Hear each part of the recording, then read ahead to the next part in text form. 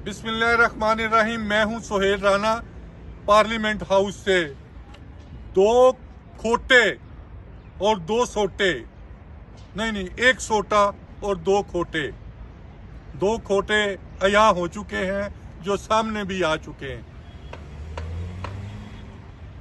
आइंदा जो 72 आवर्स हैं, इसमें एक तकरीब मुनक्कद हो रही है। एक नई बेल्ट तैयार कर ली गई है और मेडल भी।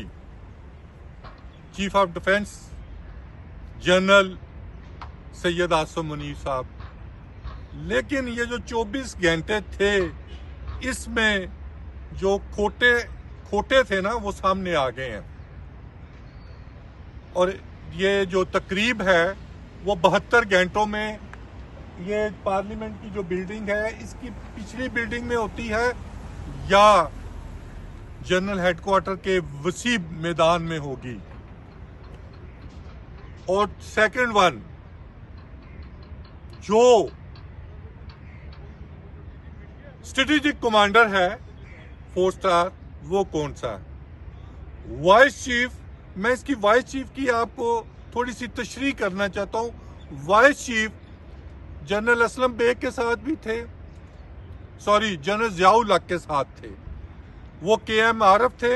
KM आरफ के बाद जनरल असलम बेग थे।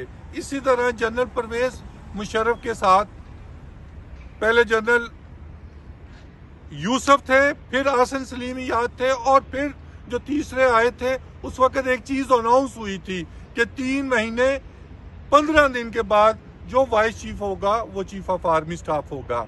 ये होती है। और जब ऊपर डिफेंस जनरल मौजूद हो, वाइस चीफ की इंपॉर्टेंस ऐसे ही होती है जैसे वो एक हेड क्लर्क है, या जो 4 स्टार जरूर लगे होते हैं, लेकिन वो सिर्फ ब्रिगेडियर्स की तय तक या मेजर जनरल्स की उसको कमांड कर रहा होता है। जो 3 स्टार्स होते हैं, उनको सारा इन आउट, वो जो चीफ ऑफ डिफेंस जनरल होता था उस वक्त मार्शल एडमिनिस्ट्रेटर होते थे, इसलिए वो उन्हीं रिपोर्ट बैक करता था। जहां तक मालूम है सबको, कि मैं पहले भी ये कह चुका हूं कि ये जो 2 खोटे सिक्के हैं, और इनके साथ एक दरमियानी सी सिक्की भी मौजूद है, वो भी सामने आ चुके हैं। और 72 घंटों के अंदर ये तकरीब होगी। और जो मैंने अभी थोड़ी देर पहले एक छोटा सा वीलॉग किया था, मैंने नोटिफिकेशन बताए थे।